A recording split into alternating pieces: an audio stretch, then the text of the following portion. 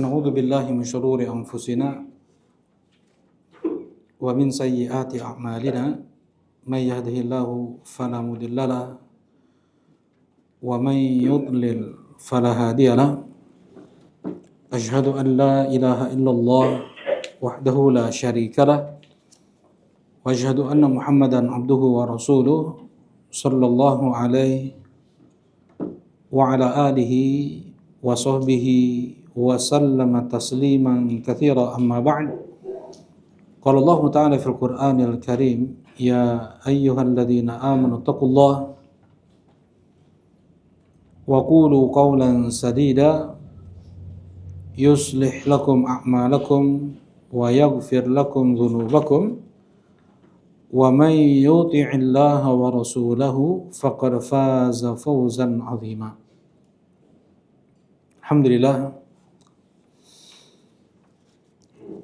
Alhamdulillah, kita bersyukur dengan kita memuji Allah Subhanahu wa taala yang dengan limpahan nikmat, rahmat dan ihsan-Nya kembali Allah mudahkan kita untuk beribadah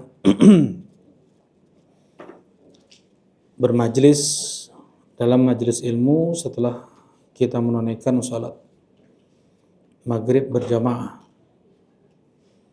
Salah satu sebab yang bisa kita tempuh agar istiqomah di atas Islam, sebagaimana dikatakan oleh Abdullah ibn Mas'ud radhiyallahu taala anhu, man sarrahu ayyalqallaha ghadan musliman falyuhafidh ala haula'is shalawat haitsu yunada bihinna. Siapa yang masih mau bertemu Allah besok dalam keadaan muslim, maka jagalah sholat 5 waktu ketika diseru, ketika dipanggil, ketika dikumandangkan azan. Nah, wa inna Allaha syara'a li nabiyyikum sunanal huda, dan sesungguhnya Allah telah mensyariatkan untuk nabinya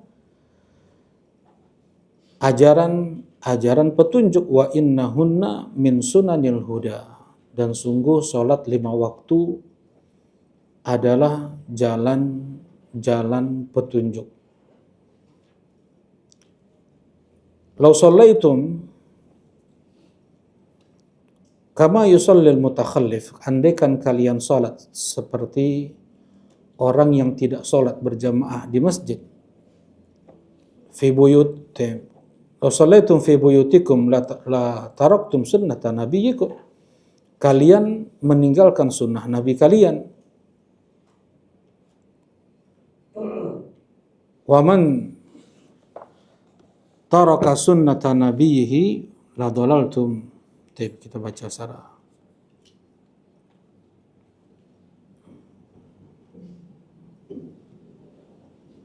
ya.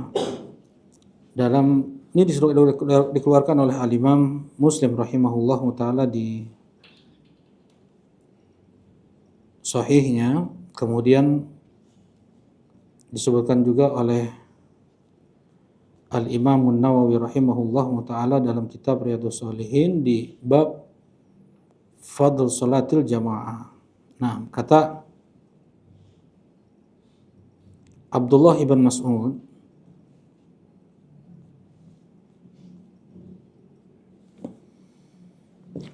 wa innahunna min sunanil huda, dan sungguh salat 5 waktu di masjid itu termasuk dari jalan-jalan petunjuk.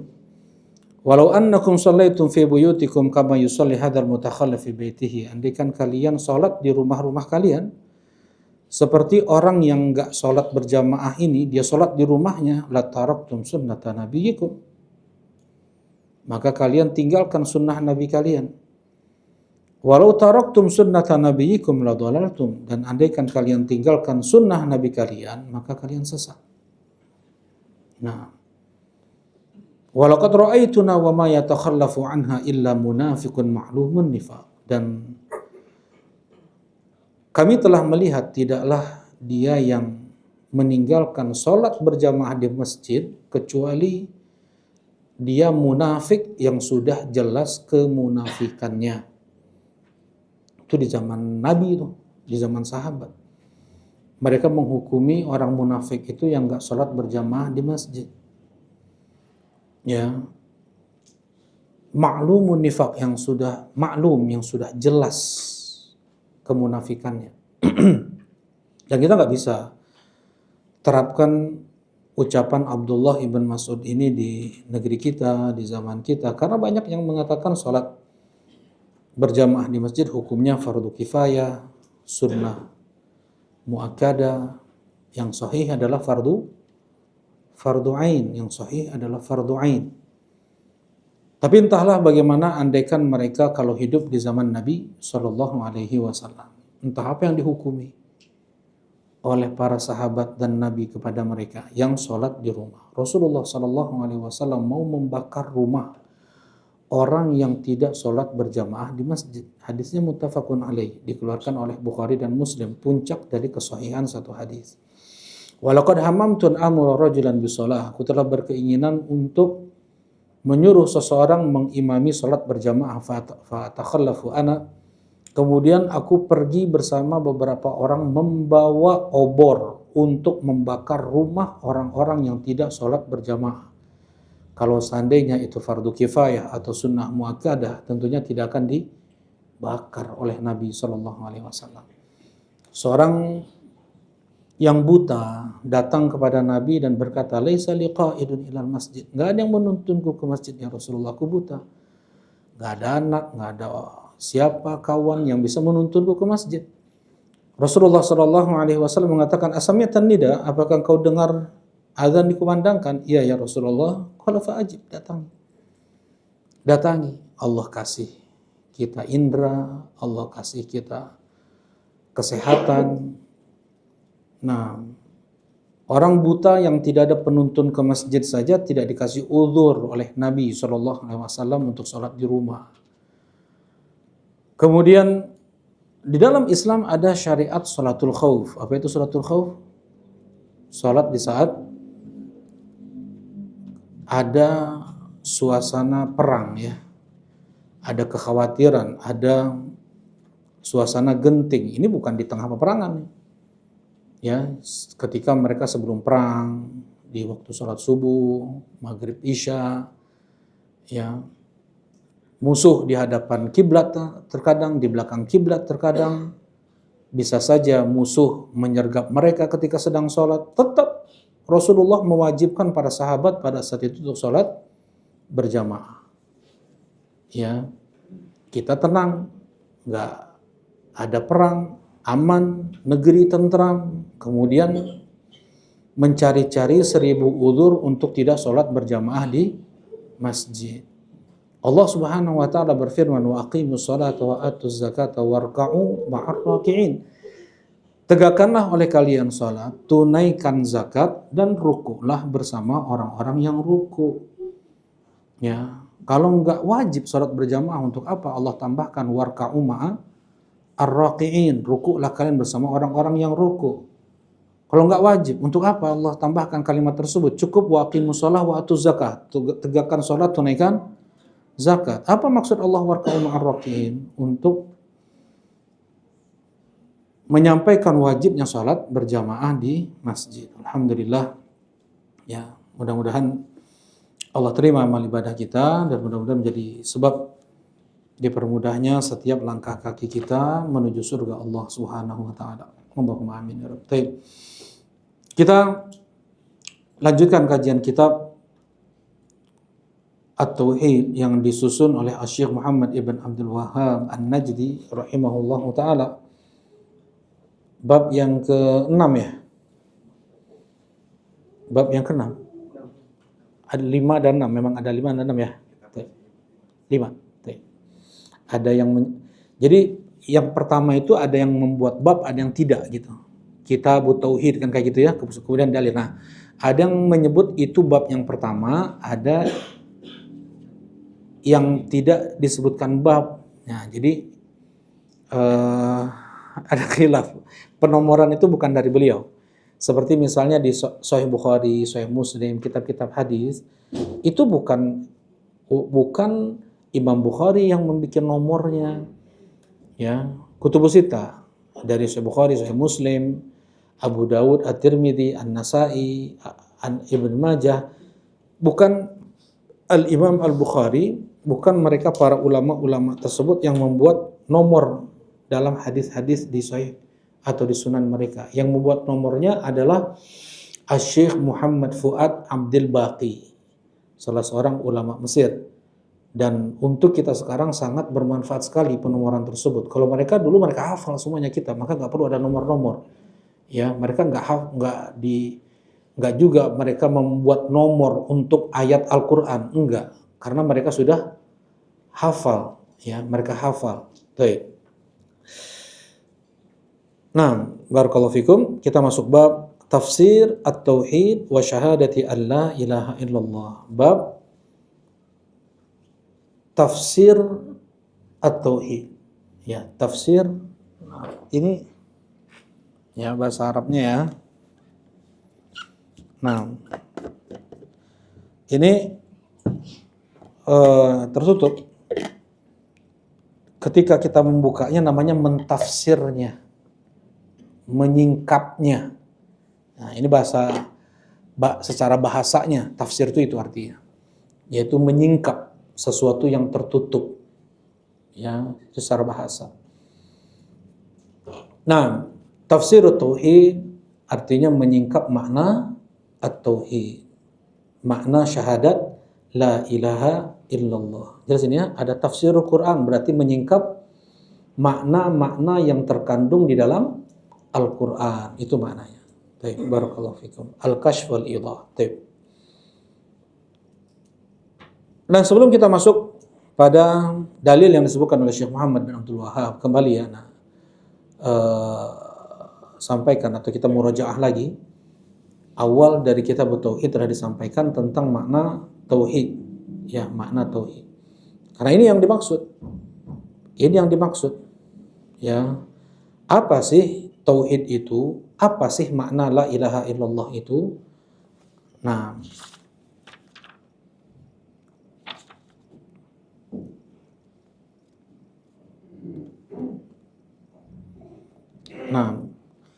karena tentunya bab-bab yang sebelumnya telah disebutkan oleh Syekh Muhammad bin Abdul Wahhab tentang wajibnya kita untuk masuk pada tauhid, kemudian Syekh menyebutkan tentang keutamaan mereka yang bertauhid, dan kita pun sangat mengkhawatirkan kesyirikan. Juga wajib kita pula untuk mendakwahkan tauhid. Apa sih tauhid itu?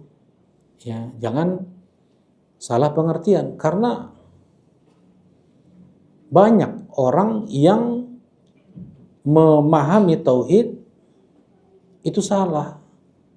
Ya, maksudnya Asy'ariyah mempunyai tafsir tauhid sendiri. Mu'tazilah mempunyai tafsir tauhid sendiri. Sufiyah mempunyai tafsir tauhid sendiri. Orang-orang Khawarij mereka mempunyai tafsir tauhid sendiri. Ya, nah kita harus tahu apa sebenarnya tafsir tauhid menurut yang datang dari Rasulullah dan para sahabat.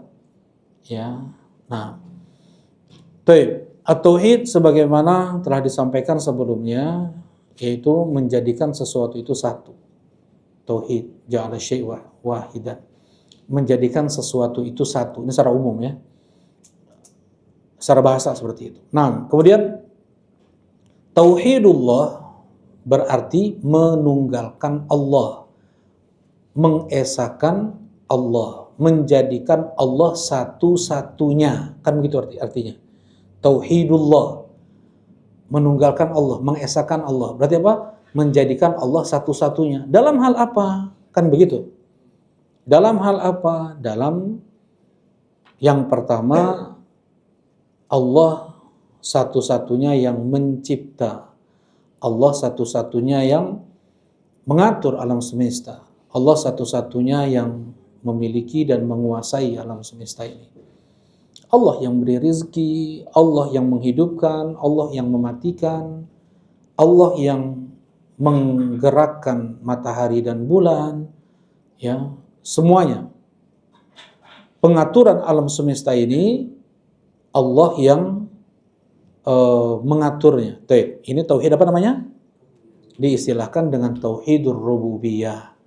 Ya, diistilahkan dengan tauhid ar-rububiyah.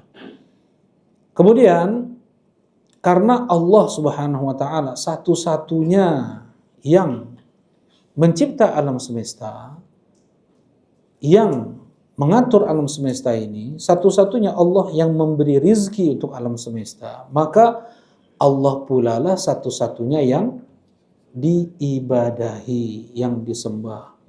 Jadi simpel sebenarnya, masuk akal. Ya.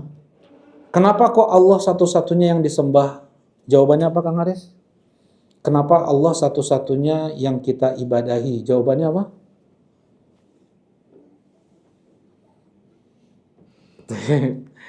Nah, ya, karena Allah satu-satunya yang mencipta alam semesta ini. Karena Allah satu-satunya yang memberi rizki.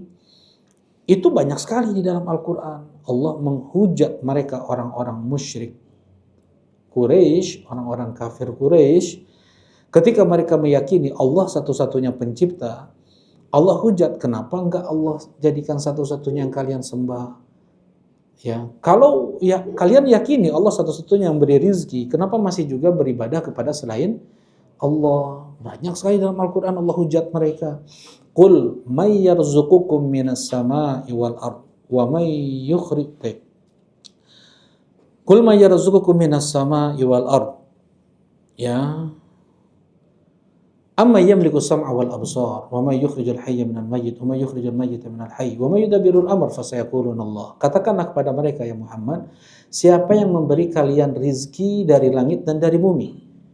Dan siapa yang menguasai pendengaran dan penglihatan, yang ngasih kalian asalnya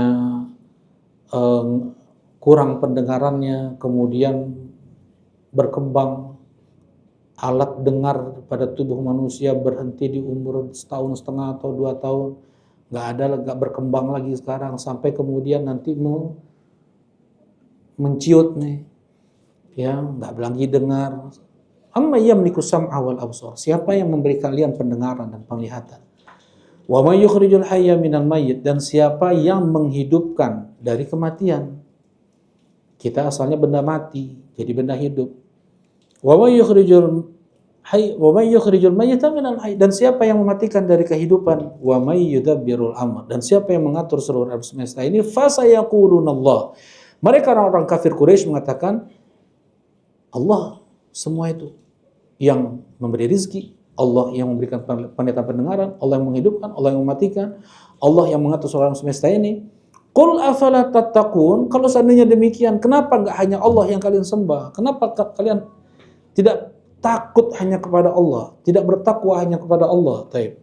Nah, itu diantara dalil ya di dalam Al-Quran. Kenapa kok Allah satu-satunya yang kita sembah? Karena Allah satu-satunya yang mencipta alam semesta. Sebagaimana ayat perintah pertama dalam Al-Quran dari Allah apa? Ayat larangan pertama dari Allah apa? Dalam Al-Quran, bukan turun ya, ketika awal turun Iqra, bukan. Maksudnya kita buka Al-Quran sekarang ini dari surah Al-Fatihah, surah Al-Baqarah, setelah itu kan dalam Al-Quran ini ada perintah, ada larangan ya. Nah sekarang apa pertama kali perintah Allah? Apa pertama kali larangan Allah dalam Al-Quran? Ahadun yujib? Ada yang menjawab? Apa awal perintah Allah dalam Al-Quran? Apa pertama kali yang Allah larang dalam Al-Quran? Kang Rama tahu? Yang Allah larang adalah syirik, yang Allah perintah adalah tauhid. Allah berfirman, ya ayyuhan nasu ubudu rabbakum. Kata Allah Subhanahu wa taala yang pertama nih, wahai sekalian manusia, sembahlah hanya Rabb kalian. Rabb kalian, sembahlah hanya yang menciptakan kalian, yang mengatur hidup kalian, yang memiliki kalian. Alladzi ja'ala lakumul arda firasya was samaa'a binaa. Dia yang membuat bumi ini terhampar untuk kalian dan langit dibangun untuk kalian. Karena Allah yang menciptakan kalian, karena Allah yang menciptakan bumi, menciptakan langit, maka Allah pula lah satu-satunya yang disembah. Kemudian apa larangan pertama kali dalam Al-Quran? Fala taj'alu lillahi andada. Jangan kalian buat sekutu bagi Allah. Ya. Perintah pertama untuk bertauhid, larangan pertama dalam Al-Quran, larangan untuk syirik. Jelasin insyaallah. Karena ini adalah inti dakwah Islam. Ya. Menjadikan Allah satu-satunya yang diibadahi dan melarang untuk Allah Subhanahu wa taala disekutukan. Nah, ini diistilahkan dengan tauhidul uluhiyah. Maksudnya menjadikan Allah satu-satunya yang diibadahi, yang disembah. Ibadah itu apa? Ibadah itu apa, Kang Rama?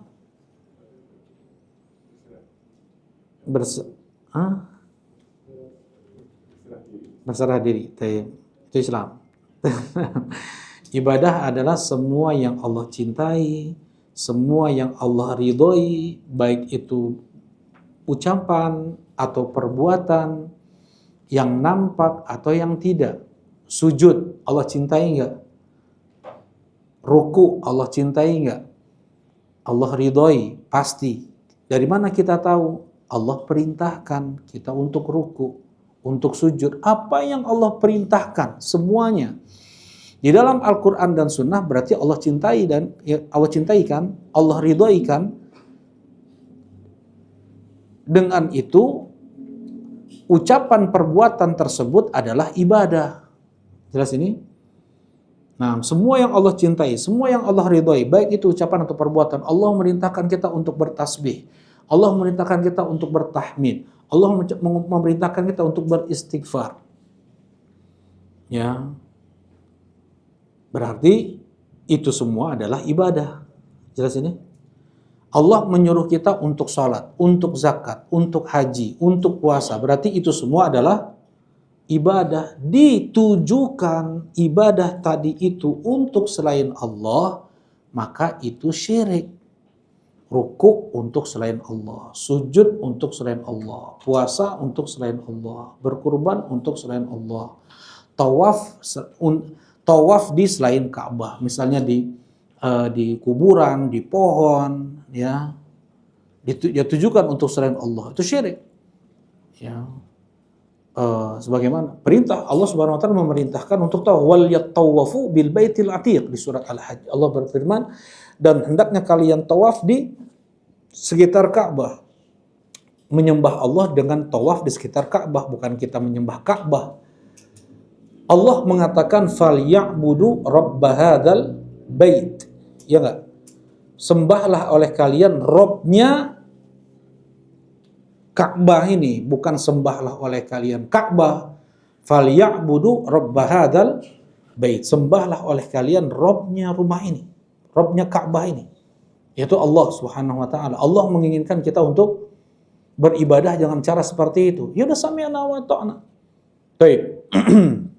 Nah, apa yang itu jelas adalah ibadah, kemudian dipersembahkan itu untuk selain Allah, maka dia telah menyekutukan Allah, syirik. Kurban ibadah bukan? Tanggal berapa kita kurban? Tanggal 10 Dzulhijjah. Kalau haji ada juga kurban, akikah itu juga kurban. Jadi ada 3 ibadah kurban itu ya. Ibadah nyembelih itu ada 3. Tanggal 10, 11, 12, 13 Dzulhijjah, tanggal 10, 11, 12, 13 Dzulhijjah bagi para jemaah haji. 10, 11, 12, 13 Dzulhijjah bukan untuk selain jemaah haji. Untuk selain jemaah haji apa namanya? Udhiyah. Untuk jemaah haji apa namanya? Al-Hadyu. Ya, nah, kemudian yang ketiga adalah aqiqah. Aqiqah. Jadi ada 3.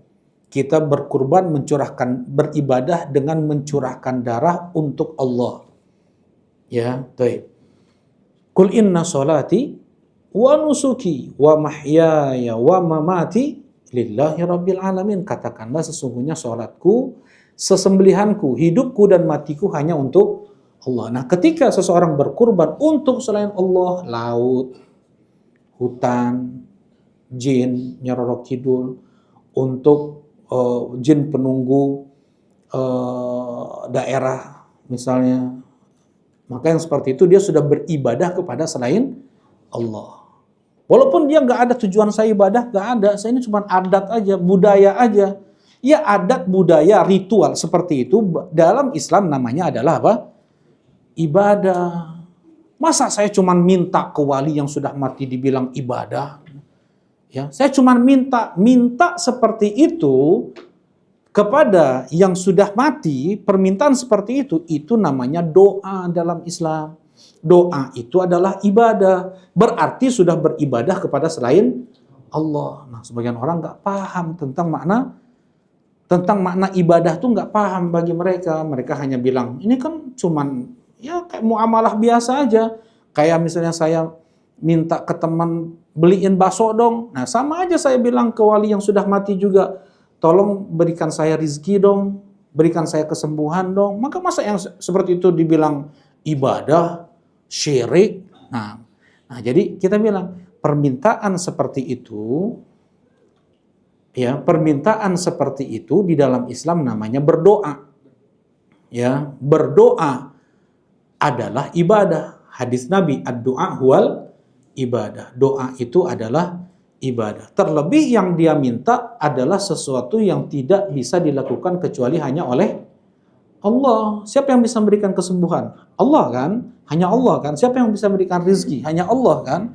Kemudian dia minta itu kepada selain Allah. Berarti dia sudah berdoa kepada selain Allah Subhanahu wa taala. Baik. Nah, ini istilahnya tauhid apa? Tauhidul uluhiyah atau tauhid al-ibadah. Tauhidul uluhiyah dan tauhidul ibadah itu sama.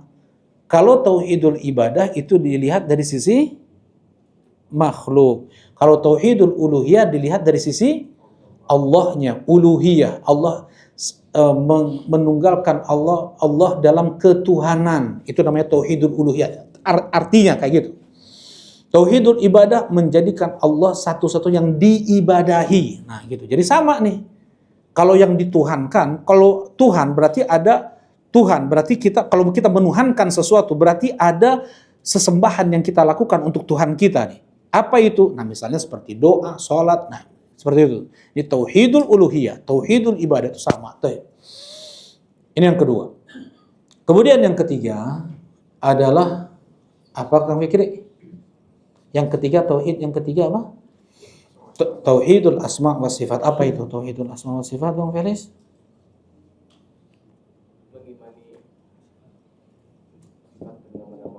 Betul. Nah, betul. Jazakumullah khair. Itu yang paling penting ya.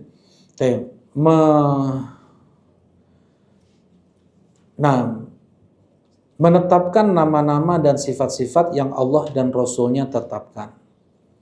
Ya, dan meyakini bahwasanya sifat-sifat Allah, lihat sifat-sifat Allah ya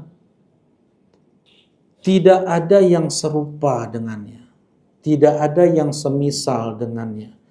Kemudian tidak boleh kita plesetkan, tidak boleh kita tolak. Taib. Min ghairi ta'tilin wala tahrifin wala takyifin wala tamtsil. Kita menetapkan nama-nama Allah tanpa ditaktil. Taktil ini apa? Taktil ini ditolak. Kayak orang-orang Asy'ariyah, ya, Asy'ariyah mereka menolak Allah ada di atas. Padahal dalilnya ada berapa? Allah ada di atas itu. Allah ada di atas, dalilnya ada berapa? Kang Lukman, ada berapa? 2000 dalil lebih, 2000 dalil lebih yang mengatakan Allah itu berada di atas. Ya, dan itu semua ditolak. 2000 dalil itu semua ditolak oleh orang Asy'ariyah, Mu'tazilah, Jahmiyah, semua menolak. Ya, baik. Berarti mereka mentaktil, artinya nih. Taktil tadi apa? Menolak. Yang kedua mentahrif. Tahrif apa? Menyelewengkan. Menyelewengkan. Maksudnya Allah mempunyai sifat murka. Banyak dalilnya. Allah punya sifat marah. Wa ghadiballahu alaihim. Allah marah kepada mereka. Dzalika bi annahum ittaba'u ma askhatallahu lahum. Itu karena mereka melakukan apa yang Allah murkai. Jadi Allah punya sifat marah enggak? Punya. Allah punya sifat murka enggak? Ada. ini semua dalam Al-Quran ada. Allah marah, Allah murka, seperti itu. Mereka bilang enggak. Mereka bilang, mereka ditaktil dulu nih. Ya, kemudian mereka selewengkan. Jadi apa maksudnya Allah marah? Maksudnya Allah mengadab. Ya, ini kalau orang Asy'ariyah mengatakannya iradatul azab. Marah itu artinya Allah mau mengadab. Kalau Mu'tazilah mereka mengatakan murka Allah sama dengan azab Allah. Marah sama dengan neraka. Intinya kayak gitu. Bagi ahlu sunnah nggak demikian. Allah punya sifat marah. Allah punya sifat marah. Marahnya Allah jelas tidak seperti marahnya makhluk. Persamaan antara sifat marah Allah dengan sifat marah makhluk hanya pada nama umum. Namanya sama-sama apa? Marah. Untuk hakikat marah Allah dengan makhluk berbeda. Dan azab, tadi yang disampaikan, azab itu adalah hasil akibat setelah apa? Marah. Marah dulu, baru ada apa tadi? Baru ada azab. Nggak bisa dibilang marah itu adalah azab. Nah, mereka sudah menyelewengkan. Jelas ini? Ya, seperti misalnya bal yadahu mabsutatan. Allah Subhanahu wa taala mengatakan dua tangan Allah itu terbentang. Dua tangan Allah itu terbentang. Kata Allah Subhanahu wa taala dalam Al-Qur'an. Kita meyakini Allah punya dua tangan. Siapa yang bilang? Allah sendiri. Masa kita bilang, Allah nggak boleh bilang ya Allah punya dua tangan. Kan aneh itu ya. Allah sendiri yang bilang Allah punya dua tangan. Allah bilang kepada iblis juga, ya iblis, ma mana'aka an tasjuda lima khalaqtu biyadai. Apa yang menahanmu untuk sujud kepada yang aku ciptakan dengan kedua tanganku? Semua alam semesta ini Allah ciptakan dengan kalimat kun. Istimewa Nabi Adam Allah ciptakan dengan kedua tangan Allah. Pohon di surga Aden Allah tanam dengan tangan Allah. Taurat Allah tulis dengan tangan Allah. Hanya 3 yang Allah lakukan dengan tangannya. Sebagaimana dalam hadis. Ini gaib, ini perkara gaib. Kita nggak boleh berbicara tentang perkara gaib kecuali hanya sebatas yang datang dalil dari ayat Al-Quran atau hadis Nabi. Nggak boleh kita ngira-ngira, nggak boleh kita katanya-katanya. Mana ayat Al-Quran, mana hadis Nabi SAW. Allah punya 2 tangan. Wakilta yadaihil yamin. Dan kedua tangannya kanan. Gak bisa kita kemudian bayangkan, kanan gini-gini sama dengan tangan. Gak boleh. Ini udah mentafsil nih. Persamaan sifat Allah dengan sifat makhluk tadi apa? Hanya pada nama. Hanya pada nama. Sama-sama namanya tangan. Sama-sama namanya tangan. Contohnya lah ya. Ada kaki nyamuk, kaki gajah, kaki macan, kaki mobil, kaki meja. Persamaan itu pada nama apa? Pada apa? Pada nama. Untuk hakikatnya makhluk saja berbeda. Apalagi antara makhluk dengan Allah Subhanahu wa taala. Mereka mengatakan bal yadahu mabsutatan. Kedua tangan Allah itu terbentang. Kata mereka, tangan, kata Asy'ariyah nih, tangan adalah kudrah. Tangan adalah nikmah. Tangan itu adalah kudrah, kuasa. Tangan adalah nikmat. Emang Allah cuma punya 2 nikmat? Wa in ta'uddu ni'matallahi la tuhsuha. Andaikan kalian mencoba untuk menghitung nikmat Allah, niscaya kalian tidak akan dapat menghitungnya. Aneh jadinya. Nah, menyelewengkan yang seperti itu namanya tadi apa?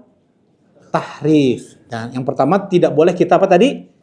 Ta'til. Yang kedua tidak boleh kita tahrif. Wala takyif. Apa itu takyif? Kaifa haluk? Kaif, bagaimana? Hanya di akal. Takyif membagaimanakan Allah di akal kita. Membayangkan Allah di akal kita. Misalnya, Allah di atas arsy, kemudian kita bayangkan. Kedua tangan Allah itu kanan, nah kemudian kita bayangkan. Di alam pikiran, nggak ada di contoh nyata. Nggak ada di alam nyata ini, nggak ada. Ya, cuman kita bagus tangan Allah dua-duanya kanan, besarnya sekian, sekian besar, lebarnya sekian. Di alam pikiran nih, itu hukumnya haram. Tidak boleh kita membayangkannya, mengimajinasikannya, membagaimanakannya di alam pikiran kita. Wala tamtsil, apalagi menyerupakan Allah dengan tamtsil. Tamtsil contoh nyata yang ada di dunia nyata. Tangan Allah kayak gini nih. Nah, misal kayak gitu. Itu namanya tamtsil. Bedakan antara takyif dengan tamtsil. Kalau takyif nggak ada contoh di alam nyata. Kalau tamtsil namanya tamtsil. Tamtsil itu misal. Nah, ini misal. Ini misal nih. Lebar, panjang, tebal, warna semuanya sama. Itu misal dalam bahasa Arab. 100% sama, ya. Kemudian kalau anak robek segini, ya, ini namanya ada bahasa Arabnya adalah syabi. Syabi sama dari sebagian sisi, warnanya sama, tebalnya sama dari sebagian sisi. Kemudian dengan apa ya? Dengan ini misalnya, dengan dengan kayu, dengan ini. Ya, ada persamaannya sedikit, mungkin perseginya sama. Dari sedikit sisi namanya nadhir, pakai dha dalam bahasa Arab nih. Kalau 100% namanya mathil, kalau di bawah itu 90 sampai 20 sampai 15% persamaannya namanya adalah syabi. Kalau kurang dari itu namanya nadhir. Wallahu la mathila lahu wala syabiha lahu wala nadhira lahu. Allah nggak ada yang semisal dengannya, nggak ada yang syabih mirip dengannya. Wala nadhira lahu, yang 0,001 pun nggak ada sifatnya mirip sama dengan sifat Allah Subhanahu wa taala. Jelas ini? Persamaan hanya pada nama umum. Jangankan sifat Allah dengan sifat makhluk. Sesama sifat makhluk, tadi udah contoh kaki ya. Anggur surga dengan anggur dunia berbeda. Persamaan hanya pada nama anggur. Kata Rasulullah SAW, anggur itu yang di surga itu, sebagaimana firman Allah, a'dadtu li'ibadiyas salihin ma la 'ainun ra'at. Aku persiapkan untuk hamba-hambaku yang soleh di surga apa-apa yang belum pernah terlihat oleh mata, apa-apa yang belum pernah terdengar oleh telinga, apa-apa yang belum pernah terbetik dalam hati manusia. Ya, tukang ngayal sekalipun, dia nggak bisa menghayalkan seperti apa sih anggur surga itu. Nggak bisa dia bayangkan. Persamaan antara anggur surga dengan anggur dunia hanya pada nama umum. Apalagi tangan Allah dengan tangan manusia, dengan tangan makhluk. Jelas ini?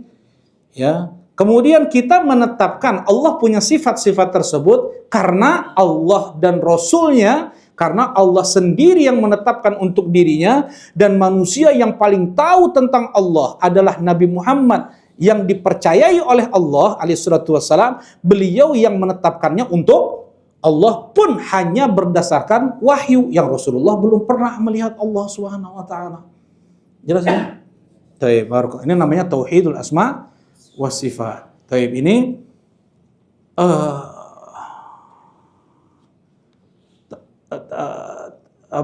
tauhid yang tiga ya. Tapi yang dimaksud dengan bab ini adalah tauhidul uluhiyah.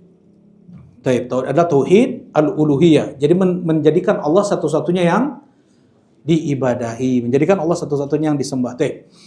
Nah, sebelum itu, ya sekarang sebelum kita masuk ke ayatnya, kita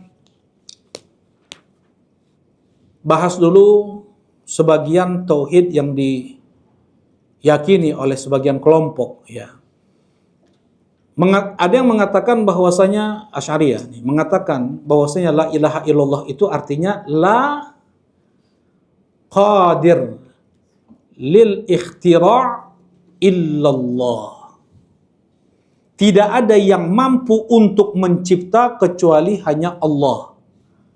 Ini sebagian orang-orang Asy'ariyah mengatakan tidak ada yang mampu untuk mencipta kecuali hanya Allah.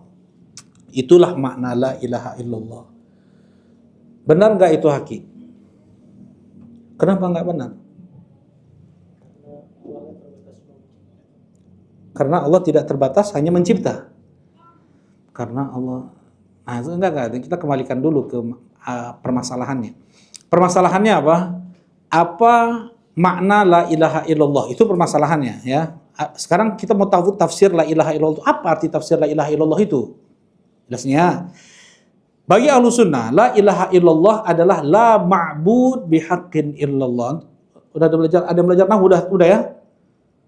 Baik. Anak juga belum jelaskan juga ini ya. La ilaha illallah, la an-nafiyah lil jins namanya. La ini untuk menafikan jenis. La ini untuk menafikan jenis. Misalnya la rojula fiddar. Nggak ada laki-laki di rumah. Berarti jenis laki-laki nggak ada di rumah. Jelas ini? Nah, itu namanya la. Kalimat la. Jadi la itu adalah an-nahiyah, larangan. La taf'al, jangan kau lakukan. Itu nahiyah namanya. Ada la nafiyah, peniadaan. Ada peniadaan jenis, ini maksudnya. Ya, taib. La ilaha. Ilah, apa arti ilah? Penting ini, sedikit fokus sedikit. Apa arti ilah? Ilah diambil dari kalimat fi'al. Wazannya adalah fi'al. Ya, fi'al. Ilah fi'al. Sama kan? Kalimatnya apa asalnya? Aliha ya'lahu. Artinya apa aliha ya'lahu? Abada ya'budu. Apa artinya abada ya'budu? Menyembah, beribadah. Abada artinya menyembah, artinya beribadah. Ilah fi'al, fi'al sama dengan maf'ulun. Fi'al, wazan fi'al sama dengan maf'ul. Jadinya dikerjakan. Contohnya ini. Ini kitab. Fi'al, kitab, ilah, firosh. Sama nggak tuh? Sekarang fi'al, wazan fi'al. Wazan fi'al. Kan gitu ya? Fi'al, nggak ada papan tulis, Mukhalis. Tuh, dalam ya, udah nggak usah. Fi'al. Jelas ini? Fi'al. Sama dengan kitabun. Sama kan? Ilahun. Sama kan? Firoshun. Sama kan? Semua itu maknanya adalah maf'ulun. Maf'ul jadi objek dianya. Jadi objek. Jadi apa? Ini kitab diambil dari kata apa? Dari kalimat apa? Kataba yaktubu, menulis. Jadi kitabun artinya maktub, yang ditulis. Kenapa dikatakan kitab? Karena ditulis di dalamnya huruf-huruf, ditulis di dalamnya paragraf-paragraf, kalimat-kalimat, ada bab, ada fusul, jadilah kitab namanya. Ini kenapa farosha namanya farosh? Apa artinya? Bukan, kita yafrish itu gelar. Ya, gelar. Firosh artinya firosh dari fi'al, berarti mafrush, yang digelar gitu. Jelas ini? Nah, berarti kalau ilah artinya abada ya'budu. Kalau jadi maf'ul, jadi ma'budun. Artinya apa? Yang diibadahi. Jelas ini? La ilaha. Tidak ada yang diibadahi. Jelas itu? Jadinya maknanya seperti itu. Tidak ada yang disembah. La ilaha. Tidak ada yang diibadahi. Kemudian mana khobarnya? Nah, khobarnya ini memang nggak ditampakkan oleh Allah Subhanahu wa taala karena udah jelas la ma'bud bihaqqin, la ma'budu haqqun. Seperti itu. Tidak ada yang diibadahi dengan hak. Mana dalilnya banyak. Dzalika bi annallaha huwal haq wa annama yad'una min dunihi huwal batil. Itulah Allah satu-satunya yang hak dan semua yang disembah selain Allah disembah dengan kebatilan. Jadi la ilaha haqqun illallah, seperti itu. Cuma nggak perlu dikasih tahu khobarnya, hak ini nggak perlu karena udah jelas. Tidak ada yang diibadahi dengan hak illallah kecuali hanya Allah. Nah, itu jelas, itu jadi maknanya la ilaha. Jadi makna yang benar adalah makna yang diyakini oleh ahlu sunnah. Apa makna la ilaha illallah? Tidak ada yang diibadahi dengan hak kecuali hanya Allah. Tadi Anda bilang Asy'ariyah apa yang dia tafsirkan, untuk kalimat la ilaha illallah, la qadira ala ikhtira' illallah. Tidak ada yang mampu untuk mencipta kecuali hanya Allah. Benar nggak nih? Dari sisi bahasa itu nyambung. Dari sisi bahasa pun nggak nyambung sebenarnya. Kalau seandainya tidak ada yang mencipta kecuali hanya Allah, itu makna la ilaha illallah. Akankah diucapkan oleh musyrikin Quraisy? Akan diucapkan oleh musyrikin Quraisy. Kalau itu yang dipahami oleh orang-orang kafir Quraisy, bahwasanya makna la ilaha illallah, tidak ada yang mencipta, tidak ada yang bisa mencipta kecuali hanya Allah. Diyakini nggak tadi orang Quraisy? Tadi Anda sampaikan tadi, ayatnya tadi. Ya, diyakini oleh orang Quraisy kan? Orang Yahudi meyakini nggak ada pencipta selain Allah? Mereka meyakini satu-satunya pencipta adalah Allah. Orang Kristen meyakini satu-satunya pencipta adalah Allah. Orang kafir Quraisy meyakini satu-satunya pencipta adalah Allah. Dan mereka semua nggak mau mengucapkan la ilaha illallah karena itu tidak mereka pahami dari kalimat tersebut. Jelas ini? Tapi itulah yang disebarkan oleh sebagian orang-orang Asy'ariyah, la ilaha illallah, tidak ada yang mampu untuk mencipta kecuali hanya Allah Subhanahu wa taala. Tapi insyaallah kita lanjutkan pada isya. Alhamdulillah sallallahu alaihi wasallam. Assalamualaikum warahmatullahi wabarakatuh. Bismillahirrahmanirrahim. Assalamualaikum warahmatullahi wabarakatuh. Alhamdulillah wassalatu wassalamu ala Rasulillah. Amma ba'd. Kita melanjutkan kajian kitab Tauhid. Kita masih di bab tafsir Tauhid wa syahadati an la ilaha illallah. Jadi ini ini bab terakhir ya untuk Tauhid. Ya, jadi yang berikutnya tentang perincian syirik. Jadi kita harus kuasai 5 atau 6 bab pertama ini. 5 atau 6 bab pertama ini kita kuasai. Ini penjabaran Syekh tentang At-Tauhid. Setelah itu beliau menyebutkan 50 lebih bab tentang perincian syirik, baik itu bentuknya ucapan atau perbuatan. Nah, jadi ini bab terakhir tentang apa? At-Tauhid. Kita tadi sampai pada pembahasan tafsir Tauhid atau tafsir la ilaha illallah menurut Asy'ariyah. Ya, menurut Asy'ariyah. Kemudian tafsir la ilaha illallah, ulangi lagi ya, Pak. Tafsir la ilaha illallah menurut Asy'ariyah tadi apa? La qadira, tidak ada yang mampu. Tidak ada yang mampu ala ikhtira' untuk mencipta kecuali hanya Allah Subhanahu wa taala. Kalau ini berarti apa? Tauhid apa di sini? Tauhid rububiyah. Apakah orang musyrikin Quraisy mengingkari tauhid rububiyah? Mereka tidak mengingkari tauhid rububiyah. Nah, orang Yahudi, Nasrani begitu juga. Mereka meyakini Allah satu-satunya pencipta, pemberi rizki. Nah, jadi kalau yang dimaksud dengan ilah adalah pencipta, ya secara bahasa pun nggak masuk. Kalau yang diinginkan tidak ada yang bisa mencipta kecuali hanya Allah, itu bukan la ilaha illallah, tetapi la rabba illallah. La rabba illallah. Nah, betul tuh. Tidak ada Rabb. Apa ada Rabb? Rabb itu 3 rukunnya. Rabb itu 3 rukunnya. Apa itu? Al-khalq, wa tadbir, wal mulk, yaitu mencipta, mengatur, dan memiliki atau menguasai. Ini 3 rukun Rabb. Ya, alhamdulillahi rabbil alamin. Rabbil alamin. Apa itu? Yang mencipta, mengatur, dan memiliki. Itu rukun Rabb. Ya, maksudnya makna Rabb itu 3 ini. Ya, dari menghidupkan, mematikan, mengasih penyakit, mengangkat penyakit, musibah, mengangkatnya, manfaat, madarat, yang beri rizki, semua itu pada kembali ke pengaturan Allah Subhanahu wa taala.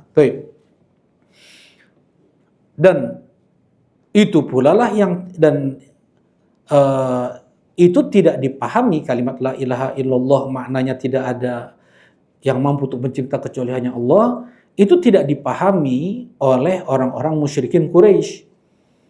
Ya, yang mereka pahami dari kalimat la ilaha illallah adalah aja'alal alihata ilaha wahida. Apakah Muhammad mau menjadikan sesembahan kita yang banyak ini hanya satu saja, hanya Allah saja, kemudian kita tinggalkan semua sesembahan-sesembahan ini? Ya, inna hadza la syai'un ujab. Aneh yang dibawa oleh Muhammad ini. Baik. Nah, jadi Anda ulangi lagi. Kalau seandainya yang dipahami dari kalimat la ilaha illallah itu adalah tidak ada pencipta kecuali hanya Allah, akankah diucapkan la ilaha illallah oleh orang-orang musyrikin Quraisy? Akan diucapkan ya, karena itu keyakinan mereka. Nah, sebagaimana Allah menukilkan ucapan mereka, wala in sa'altahum man khalaqas samawati wal arda la yaqulunna Allah. Andaikan kau tanyakan kepada mereka siapa yang menciptakan langit-langit dan bumi, maka mereka akan menjawab Allah. Itu kata orang musyrikin Quraisy. Ya, kata orang musyrikin Quraisy. Taib. Nah, ini sangat tidak benar. Ya, sangat tidak benar. Ilah dimaknakan sebagai Rabb, itu sangat tidak benar dalam bahasa Arab, yang itu tidak dipahami oleh orang-orang Quraisy. Taib. Nah, ini yang pertama. Kemudian yang kedua adalah tafsir tauhid, tafsir la ilaha illallah bagi Al-Mu'tazilah. Ya, Al-Mu'tazilah kelompok menyimpang juga, kelompok menyimpang Al-Mu'tazilah. Mereka ini meyakini bahwasanya la ilaha illallah adalah penafian sifat. Tidak boleh ada sifat. Ya, jadi kayak gini. Mereka menafikan Allah punya sifat. Allah itu tidak punya sifat. Allah itu hanya zat yang tidak bersifat. Allah itu hanya zat yang tidak punya sifat. Ada enggak? Kalau kita, ada enggak sih sesuatu yang ada zat tapi tidak punya sifat? Tadi Ana bilang, ini aja, tisu aja, namanya tisu. Sifatnya coba, ada berapa sifatnya ini? Warnanya putih, tipisnya sekian, panjangnya sekian, lebarnya sekian. Udah banyak sifatnya. Ini untuk makhluk yang kecil nih. Ya. Gimana dengan makhluk-makhluk yang besar? Arsy misalnya, gunung. Coba disifati gunung itu. Berapa sifat gunung itu? Ya. Nah, kata mereka, Allah itu zat tanpa sifat. Allah itu azali. Apa itu azali? Tidak ada awal. Ya. Apakah ada yang azali selain Allah? Tidak ada. Itu yang kita yakini. Selain Allah itu tidak ada yang azali. Ya, yang azali hanya Allah Subhanahu wa taala. Berarti seluruh selain Allah itu asalnya tidak ada kemudian menjadi ada, kan begitu? Baik. Sedangkan Allah itu azali. Apa itu azali? Ya, kalau dibahasakan oleh Nabi SAW, ini namanya tafsir secara syariat, gitu ya, definisi secara syariat. Nah, huwal awwalu falaysa qablahu syai'. Dialah Allah yang awal, yang tidak ada sebelum Allah segala sesuatu. Jadi Allah itu ada tanpa ada permulaan. Ya. Nah, selain Allah, mereka itu ada diciptakan oleh adanya, selain Allah itu diciptakan oleh Allah Subhanahu wa taala, sedangkan Allah itu ada tanpa adanya permulaan, seperti itu mudahnya azali, jadi tidak ada awal. Ya, baik. Nah, bagi mereka, kata orang-orang Mu'tazilah ini, Allah itu adalah zat yang tidak boleh ada sifat. Kalau kita tetapkan sifat untuk Allah, berarti kita tetapkan zat-zat yang lain bersama Allah, atau kita tetapkan Tuhan-Tuhan selain Allah. Allah itu adalah zat, kata mereka. Dan ulangi lagi, Allah itu adalah zat yang tidak boleh kita tetapkan untuk Allah sifat. Ini mereka ini tukang ngayal gitu ya. Nah, kalau kita tetapkan untuk Allah sifat-sifat, berarti di sana ada Tuhan-Tuhan selain Allah. Sedangkan tidak ada Tuhan selain Allah. Maka kita nafikan tidak ada sifat kecuali Allah tidak mempunyai apa? Sifat. Itu kata mereka. Kalau kita tetapkan sifat untuk Allah berarti sudah syirik. Ya. Nah, jadi tauhid bagi mereka adalah penafian sifat. Tauhid bagi mereka adalah Allah tidak memiliki sifat. Kalau ditetapkan Allah memiliki sifat, berarti kita sudah menyekutukan Allah Subhanahu wa taala yang di sana ada yang azali selain Allah, yaitu sifat-sifatnya. Jelas ini? Kalau ahlu sunnah, muslim manapun meyakini Allah itu azali beserta apa? Sifat-sifatnya. Jelas ini? Nggak mesti sifat Allah itu berdiri sendiri, lepas dari zat Allah. Enggak kan? Allah itu mempunyai sifat ilmu, qudrah, ya, kuasa. Allah punya sifat berbicara, mencipta, melihat, mendengar. Sebelum Allah menciptakan makhluk, Allah sudah punya nama dan sifat. Berilmu sebelum Allah mencipta. Allah sudah punya sifat berbicara sebelum Allah menciptakan makhluk. Sebelum Allah berbicara, Allah sudah punya sifat apa? Berbicara. Tidak kemudian setelah Allah menciptakan makhluk, kemudian Allah berbicara, setelah itu Allah punya sifat berbicara. Enggak. Ya. Ini bagi ahlu sunnah seperti itu. Mafhum insyaallah ya. Mudah ini kan ya. Mudah. Nah, enggak sulit. Kalau akidah ahlu sunnah itu enggak susah, enggak sulit. Ya. Akidah Ahlussunnah itu nggak sulit. Jadi Allah itu azali, qadim. Kalau istilah barunya pun mereka qadim. Allah nggak, tapi nggak ada dalam Al-Quran, nggak ada dalam hadis ya. Mau pakai qadim, mau pakai azali, yang jelas Allah itu ada tanpa permulaan gitu. Allah itu gimana tadi Anda bilang ya? Lupa lagi tadi awal. Azali itu apa? Allah tidak ada awal. Enggak, terus Anda bilang lagi apa tadi? Nah, Allah itu ada tanpa ada permulaan. Jelas itu ya? Nah, selain Allah mesti ada permulaan. Diciptakan oleh Allah. Asalnya tidak ada menjadi ada. Dan adanya Allah itu tidak ada permulaan. Itu namanya azali. Allah adalah zat yang disertai dengan apa? Sifat-sifat. Anda bilang tadi, makhluk kecil saja itu mempunyai banyak sifat. Angin lah yang nggak terlihat lah oleh mereka. Ada sifatnya nggak angin? Angin aja punya sifat, mungkin yang nggak terlihat oleh mata, tapi dia punya sifat. Ya, wa arsalna riyaha mubasysyirat. Sampai Allah katakan, kami kirim angin sebagai pemberi berita gembira. Sifat nggak tuh? Sifat, ya kan? Taib. Ada angin menghancurkan, binasakan. Taib. Maksudnya sesuatu yang ada mesti ada sifat. Ada nggak sesuatu yang ada itu nggak ada? Pensil, coba sifatnya entah berapa itu. Ya, pulpen sifatnya berapa itu? Ya, apalagi Allah dan Rasulullah Sallallahu Alaihi Wasallam pun dan belum dibukakan oleh Allah Subhanahu Wa Taala semua nama-nama pujian-pujian untuk Allah di dunia ini. Kapan Allah bukakan? Ketika nanti di padang mahsyar sujud di bawah arsy menunggu izin Allah untuk diberi syafaatul uzma. Saking banyaknya sifat Allah itu maksudnya. Ya. Baik. Mana yang lebih banyak? Sifat atau nama? Nama Allah atau sifat Allah? Mana yang lebih banyak? Sifat. Kenapa? Kenapa? Semua nama pasti sifat, tidak tentu. Masya Allah. Jazakallah, betul. Semua nama Allah terkandung di dalamnya sifat. Tidak semua sifat Allah diambil darinya nama. Misalnya nama Allah apa? Nama Allah misalnya As-Sami', Maha mendengar. Berarti Allah punya sifat apa? Mendengar. Allah mempunyai nama Al-Basir, yang Maha melihat. Berarti Allah punya sifat melihat. Allah punya sifat marah, murka. Apakah Allah punya nama yang Maha marah? Tidak. Apakah Allah punya nama yang Maha murka? Tidak. Allah punya nama yang maha, Allah punya sifat yang mencintai.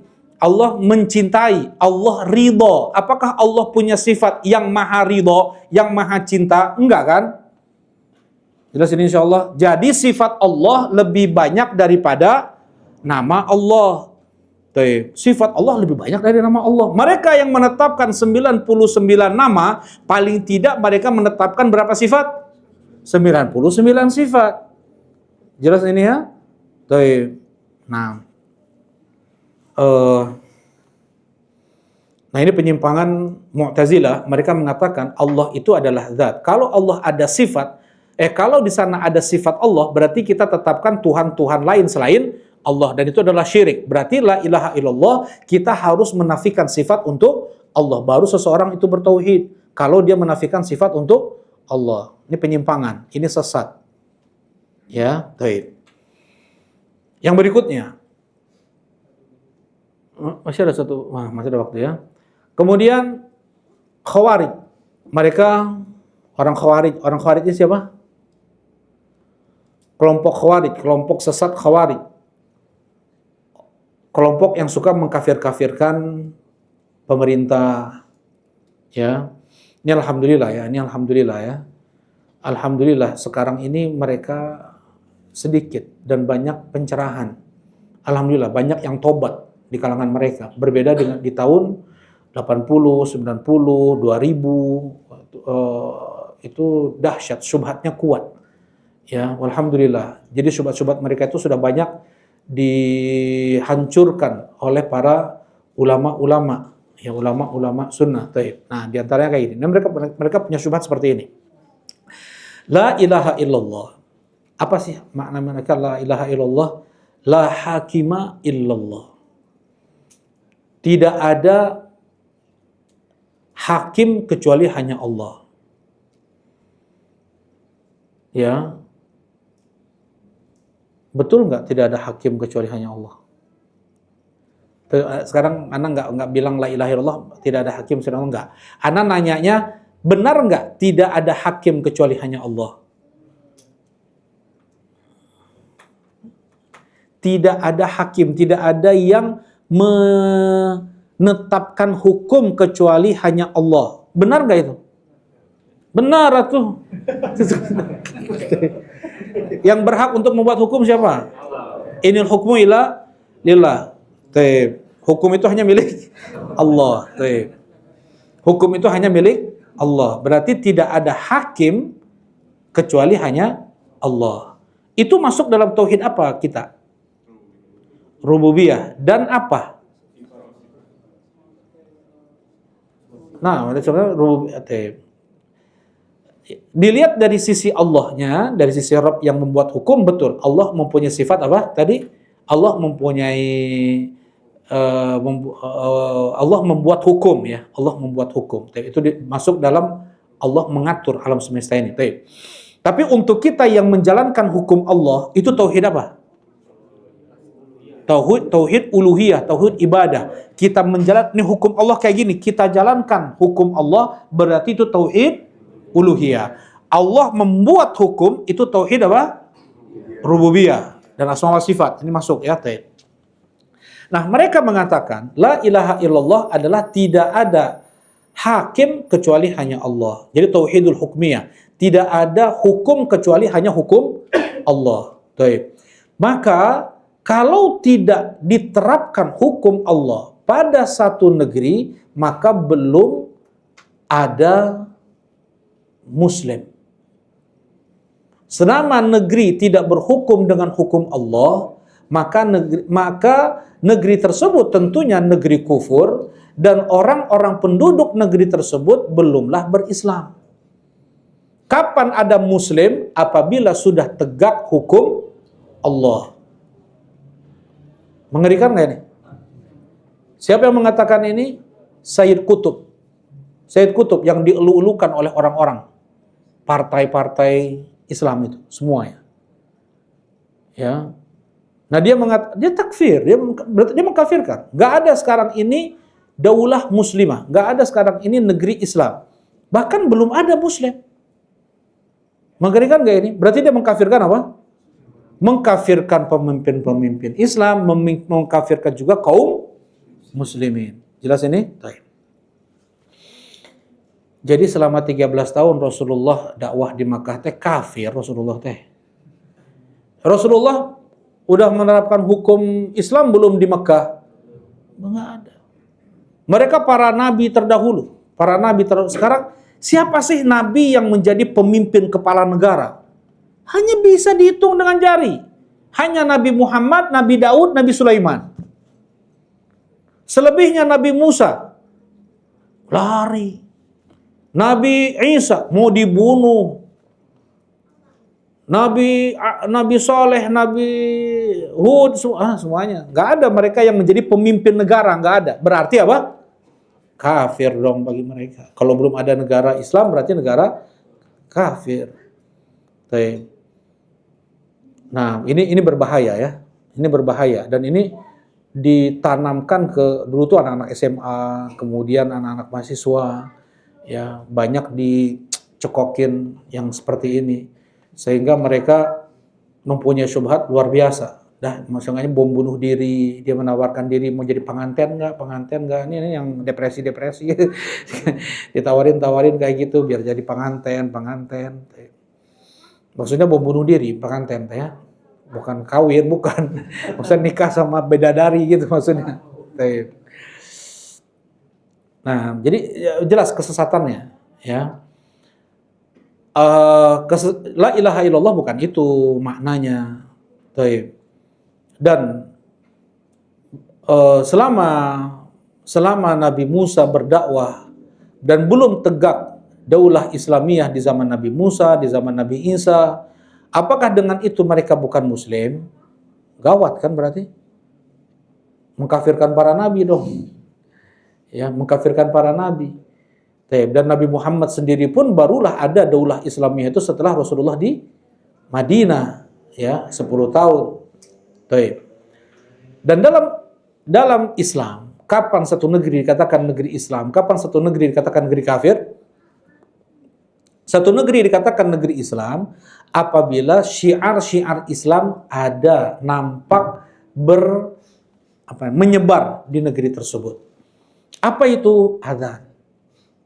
Yang kedua, sholat 5 waktu. Yang ketiga, sholat Jumat. Yang keempat, sholat Id. Yang kelima, saum Ramadan. Ketika 5 syiar Allah ini ada di satu negeri, bukan hanya di satu tempat aja, enggak, menyebar, tersebar di mana-mana ada, bersahutan gitu azan. Ada enggak di Bandung? Ada enggak di Jakarta? Ada enggak di Indonesia ini? Ada. Negeri ini negeri Islam. Coba hari Jumat, jalanan sepi kan? Kosong jalan, kecuali mungkin dia musafir atau dia muslim fasik yang enggak sholat, yang setahun sekali sholatnya sholat Id unggul. Kan ada orang yang sholatnya seminggu sekali, ada yang juga setahun sekali pas Id. Nah begitu juga tuh pas Id, kelihatan nggak syiar sholat Id itu? Jalan-jalan gede aja ditutup tuh. Ya, Ramadan kelihatan nggak puasa, syiar puasa Ramadan ada nggak? Ngabuburit, semua orang kelihatan syiar Ramadan. Marema semua. Jadi negeri kita negeri Islam. Ya. Kapan satu negeri dikatakan negeri kufur? Apabila tidak ada syiar Islam tersebut. Atau mungkin ada azan di katanya Jerman, Jepang, di mana lagi katanya ada azan bisa pakai speaker. Tapi sesekali, tapi cuman satu masjid, nggak menyeluruh. Itu negeri kafir tetap. Singapura cuma satu masjid yang boleh. Ya, selebihnya di ruangan ini nggak boleh keluar nih. Ya, azan tuh nggak boleh keluar dari ruangan kecil seperti ini. Ya, itu negeri kafir. Nah, jelasin insyaallah ya. Mana dalilnya? Harus pakai dalil. Rasulullah SAW, hadis Anas bin Malik radhiyallahu taala anhu dari Anas bin Malik. Anas bin Malik radhiyallahu taala dari Rasulullah, kan Rasulullah SAW Rasulullah SAW itu melakukan serangan fajar. Ya.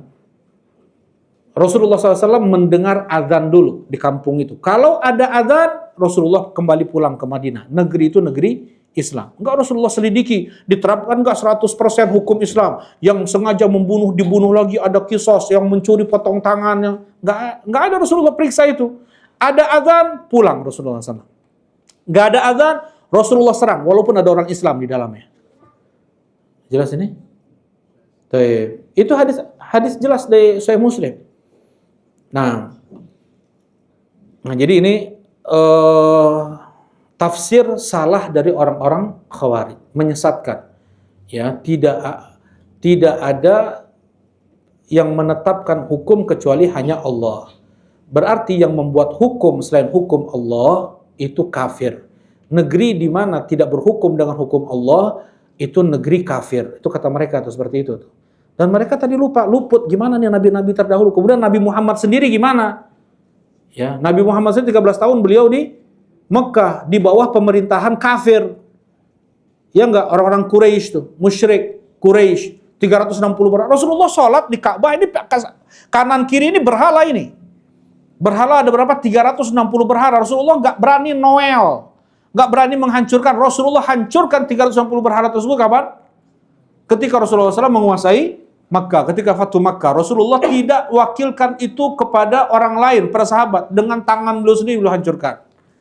Ya, kecuali yang besar-besar, yang Lata, Uzza, mana, yang jauh-jauh itu Rasulullah kirim Khalid bin Walid, Mughirah bin Syu'bah, Ali bin Abi Thalib. Ya, Rasulullah SAW mengatakan kepada Ali, la tada' qabran musyrifan illa sawaita. Wahai Ali, jangan kau tinggalkan kuburan yang meninggi kecuali kau ratakan dengan tanah. Enggak boleh ada nisan-nisan. La tabnu 'alal kubur. Enggak boleh bangun apapun di atas kuburan. Semen-semen, keramik-keramik. Wala tajussu 'alaiha. Jangan buat ukiran-ukiran nama atau pakai nama, entah itu di kayu, entah itu di batu, entah itu di nisan. Gak boleh bikin penerangan apapun. Gak boleh. Semua yang dilarang oleh Nabi dilakukan sekarang ini. Nanti akan ada penjelasannya. Semua yang dilarang oleh Nabi dilakukan oleh kaum muslimin sekarang ini. Ya, baik. Nah itu untuk tafsir la ilaha illallah bagi Khawarij, dan ini sesat ya.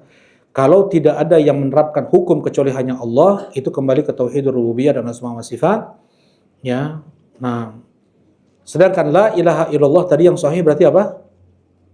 Tidak, la ma'buda bihaqqin illallah. Tidak ada yang diibadahi dengan hak kecuali hanya Allah Subhanahu wa taala. Wa ghairullahi in ubida fa'ubida bil batil. Dan selain Allah andaikan disembah maka disembah dengan kebatilan. Dzalika bi annallaha huwal haqq wa annama yad'una min dunihi huwal batil wa annallaha huwal aliyyul kabir. Itulah Allah satu-satunya yang berhak untuk diibadahi, dan semua yang disembah selain Allah maka diibadahi dengan kebatilan. Itu kata Allah Subhanahu wa taala. Nah, ini belum kita masuk. Intinya sih ya, udah nanti panjang lagi nih. Maksudnya kita belum masuk dalilnya. Insyaallah di pertemuan berikutnya kita cukupkan kajian kita di malam ini. Subhanakallahumma rabbana bihamdika asyhadu an la ilaha illa anta astaghfiruka wa atubu ilaik. Assalamualaikum warahmatullahi wabarakatuh.